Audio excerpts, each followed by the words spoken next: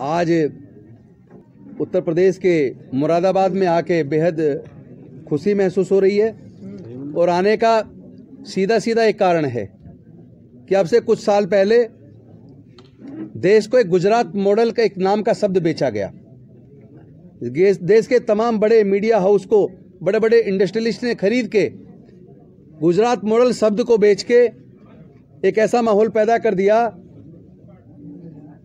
कि आज बीजेपी की सरकार केंद्र में आई और वो सरकार जिसने बड़े बड़े वायदे किए, वो सरकार जिसने चुनाव से पहले 2014 के चुनाव से पहले उन्होंने कहा देश के अच्छे दिन आने वाले हैं, सबके अकाउंट में 15-15 लाख रुपए आएंगे, काला धन वापस आएगा। वो सरकार जिसने कहा 2 करोड़ रोजगार प्रतिवर्ष मिलेंगे। देश के भोले भाले लोगों को बड़े बड़े सपने दिखाने वाली मोदी जी की सरकार ने सत्ता में आने के बाद सरकार ऐसा लगा जैसे प्रधानमंत्री जी और उत्तर प्रदेश के मुख्यमंत्री जी चंद जाति विशेष के मुख्यमंत्री बन के रह गए, चंद्र जाति विशेष के प्रधानमंत्री बन के रह गए।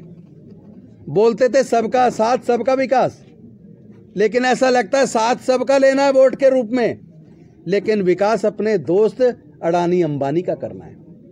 और दुख की बात है, जिस देश के प्रधानमंत्री अपने दोस्त की रिलायंस कंपनी के जियो का ऐड करते हैं और देश की एमटीएनएल बीएसएनएल को तबाह कर देते हैं। आज देखिए, जिस बीएसएनएल के एमटीएनएल के दम पे हम लोग फोन पे बात किया करते थे, आज वो कंपनी तबाह हो चुकी है। आज एमटीएनएल बर्बाद हो चुका है, बीएसएनएल बर्बाद हो चुका है। जो कहते थे कि मुझे रेलवे से सबसे ज्यादा प्यार है और रेलवे कभी बिकेगी नहीं, ये सब गप है, झूठ है। ये वीडियो आपने देखे होंगे प्रधानमंत्री जी के। आज भारतीय रेलवे धीरे धीरे बिक रहा है, प्राइवेट ट्रेनें आ गई हैं, स्टेशंस बिक रहे हैं, एयरपोर्ट्स बिक रहे हैं, और जो बड़े बड़े संसाधन भारत सरकार की नवरत्न कंपनियां जो भारत सरकार को हजारों करोड़ का मुनाफा हर साल कमा के देती थी, आज वो सारी की सारी कंपनियां धीरे धीरे जब से भारतीय जनता पार्टी की सरकार आई है वो घाटे में जा रही हैं। भारतीय जनता पार्टी की सरकार में खासतौर पर उत्तर प्रदेश में ही देख लीजिए, जब से योगी जी की सरकार आई है तब से हम देख रहे हैं ना तो यहाँ महिला सुरक्षित है, ना यहाँ दलित सुरक्षित है, ना पिछड़ा वर्ग सुरक्षित है, ना अल्पसंख्यक सुरक्षित है, और तो और यहाँ तो ब्राह्मण भी सुरक्षित नहीं है। और ब्राह्मण तो छोड़िए, यहाँ उत्तर प्रदेश की पुलिस भी सुरक्षित नहीं है। बीजेपी के गुंडे थाने के अंदर घुस के थाने के पुलिस वालों को भी पीट देते हैं। तो ऐसी सरकार जहाँ जंगल राज है, जहाँ हाथरस जैसी बलात्कार की घटना पे एक बेटी के साथ बलात्कार, सामूहिक बलात्कार होता है, उसकी हत्या कर दी जाती है और उस पर यहाँ के एडिशनल डीजीपी कहते हैं कि रेप तो हुआ ही नहीं है। आज सीबीआई ने चार्जशीट दाखिल कर दी, आप देख लीजिए, उनको प्रमा फैसा ही सारे प्रूफ मिले हैं, तभी तो उन्होंने चार्जशीट दाखिल की है, तभी तो चार्जशीट को कोर्ट ने स्वीकार किया है। तो मैं समझता हूं ये जो जंगल राज उत्तर प्रदेश के अंदर शुरू हुआ है और यहाँ इतनी ज्यादा महंगी बिजली कर दी है, अपने दोस्तों को जो बड़ी बड़ी बिजली कंपनी है उनको फायदा पहुंचाने के लिए इतनी महंगी बिजली कर दी है कि यहाँ लोगों के कनेक्शन कटते जा रहे हैं, लोग बिजली के बिल नहीं दे पा रहे हैं।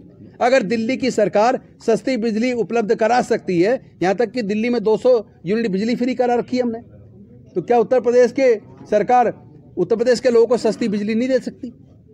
जिस तरह हमने सरकारी स्कूलों को सुधारने का काम किया, सरकारी अस्पतालों को सुधारने का काम किया और वर्ल्ड क्लास लेवल की एजुकेशन, वर्ल्ड क्लास लेवल की हेल्थ सर्विस दिल्ली के अंदर हम दे रहे हैं, क्या उत्तर प्रदेश की सरकार नहीं दे सकती? नीयत चाहिए, एक्चुअली इनकी नीयत नहीं है और हमें कहते हैं दिल्ली संभाल लो पहले। मैं कहना चाहता हूं योगी जी, दिल्ली मजबूती से संभल रही है और आने वाले 2022 में हम लोग उत्तर प्रदेश को भी संभालने वाले हैं। मंत्री जी, एक सवाल है, बात तो अभी आपने कहा है कि ये दलगत राजनीति करते हैं, जातिगत राजनीति करते हैं, आपने ब्राह्मण शब्द यूज किया आपने, तो आप भी तो वही उसी लाइन। नहीं, मैं ये बता, मैं हम ब्राह्मण, देखिए मैंने जानबूझ के बोला है, हम ना जाति की राजनीति करते हैं ना धर्म की राजनीति करते हैं। दिल्ली की सारी पॉलिसीज देख लिए, किसी जाति धर्म को टारगेट करके नहीं बनाई जाती। मैंने इसलिए कहा कि यहाँ एक एक करके चुन चुन के जाति पूछ के हत्याएं होती हैं। जब जाति पूछ के हत्याएं हो रही हैं तो अगर मैं नाम ले रहा हूं तो क्या गुनाह कर रहा हूं? जब जाति पूछ के, धर्म पूछ के हत्याएं हो रही हैं और पुलिस का व्यवहार उनके साथ सौतेला है, क्या सरकार को, मैं ये पूछना चाहता हूँ, क्या मोदी जी उत्तर प्रदेश की पूरी जनता के मुख्यमंत्री हैं या कुछ लोगों के हैं? क्या उनको ऐसा व्यवहार करना चाहिए जिस तरह का व्यवहार वो कर रहे हैं? जिस तरह के लोगों की थानों में पोस्टिंग हो रही है, जिलाधिकारी बन रहे हैं, दूसरे वर्ग के लोग भी ऑफिसर हैं, क्या उनको सबको ऑफिस में, उनको सबको मौका नहीं देना चाहिए? मतलब कुछ ही लोगों को आप मलाईदार पोस्ट दिए जा रहे हैं। मैं समझता हूँ मलाईदार पोस्ट ढूंढने की जरूरत नहीं है। आप बाई वे सर्कुलेशन आप लोगों को पोस्ट करते जाइए। जो अच्छे काम कर रहे हैं अच्छी पोस्टिंग दीजिए, जो खराब काम कर रहे हैं उनको सजा दीजिए। तो मैं ये कहना चाहता हूं कि ये सोतेला व्यवहार उत्तर प्रदेश के मुख्यमंत्री जी यहाँ की जनता के साथ भी कर रहे हैं, यहाँ के अधिकारियों के साथ भी कर रहे हैं, यहाँ के कर्मचारियों के साथ भी कर रहे हैं। प्रधानमंत्री जी ने भी, भाजपा ने कहा केंद्र सरकार ने कि 18,000 करोड़ रुपए 25 तारीख में कल किसानों के खाते में आएंगे। आप इसे किस तरह से देखते हैं? देखिए, मैं सिर्फ एक बात कहना चाहता हूँ कि प्रधानमंत्री जी किसानों को खरीदने की कोशिश ना करें। प्रधानमंत्री जी किसानों की समस्या को दूर करें, उनको जो परेशानी उनकी परेशानी को दूर करें।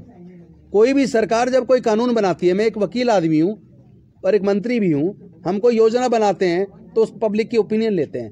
खासतौर पर अगर टारगेट ग्रुप है, कोई पर्टिकुलर किसी ग्रुप के लिए बना रहे हैं, हम उस ग्रुप को बोलते हैं हम ये कानून बना रहे हैं, आप इसमें कुछ कहना चाहते हैं, अपने सजेशन देना चाहते हैं तो सरकार को दें। वेबसाइट पे उसको डाल देते हैं बिल बना के, उस बिल पे कमेंट आते हैं जनता के, उस कमेंट के आधार पर जो जायज़ लगता है उसको इनकॉर्पोरेट करके उसके बाद हम बिल फाइनल तैयार करके फिर कैबिनेट में पास कराते हैं, उसके बाद विधानसभा के अंदर लाते हैं। तो संसद किस लिए है? संसद के अंदर जो ये बिल लेके आए, जो जनता के चुने हुए प्रतिनिधि हैं, उनको बोलने तक का तो मौका नहीं दिया और एक तरफा वोटिंग कराए बिना उनको पास जिस तरीके से किया गया है, मैं समझता हूं ये कानून केवल किसान विरोधी नहीं है। बहुत से लोग कह रहे हैं कि किसान विरोधी है, केवल किसान विरोधी कानून नहीं है। जब उन्होंने मिनिमम एक जो लिमिट होती थी भंडारण की, जब उस भंडारण की लिमिट को खत्म कर दिया, लिमिट खत्म करने के बाद क्या होगा, बड़े बड़े पूंजीपति पूरे देश का अनाज खरीद के अपने बड़े बड़े गोदाम में डाल लेंगे और उसके बाद वो बाहर आएगा नहीं, मार्केट में नहीं आएगा, लोग त्राहीमाम हो जाएंगे। उसके बाद उसी चीज़ को जो आज 50 रुपये किलो बिक रही है उसको वो 200 रुपये किलो बेचेंगे और आप खरीदने के लिए मजबूर हो जाएंगे। एक सवाल और था, मैं एक बात और कह दूं आपके माध्यम से, आप देख लीजिए पूरे भारत का पूरा रिकॉर्ड उठा के देख लीजिए। अब तो सीजन है आलू का, सीजन के अंदर भारत में कभी ऐसा नहीं हुआ, पहली बार हुआ सीजन के अंदर आलू 50 रुपये किलो है, वरना सीजन के अंदर आलू 10 रुपये में 4 किलो मिलता था अभी 4 साल पहले तक भी, और 10 रुपये में 2-3 किलो तक तो पिछली साल भी था। लेकिन इस साल क्यों नहीं है? इस साल 50 रुपये कैसे हो गया? इसका मतलब क्या हुआ? इस बिल को लाने से पहले इतने बड़े बड़े भंडारण केंद्र कैसे बन गए? अडानी अंबानी ने इतने बड़े बड़े भंडारण केंद्र बना लिए। इसका मतलब ये मिली भगत है मोदी जी की और उनके दोस्तों की। अभी अंबाला में 13 किसानों के ऊपर अटेम्प्ट टू मर्डर का केस लगा है कल ही। एक्चुअली क्या है, ये जो बीजेपी की सरकार है, ये जुल्म करने वाली दमनकारी सरकार है।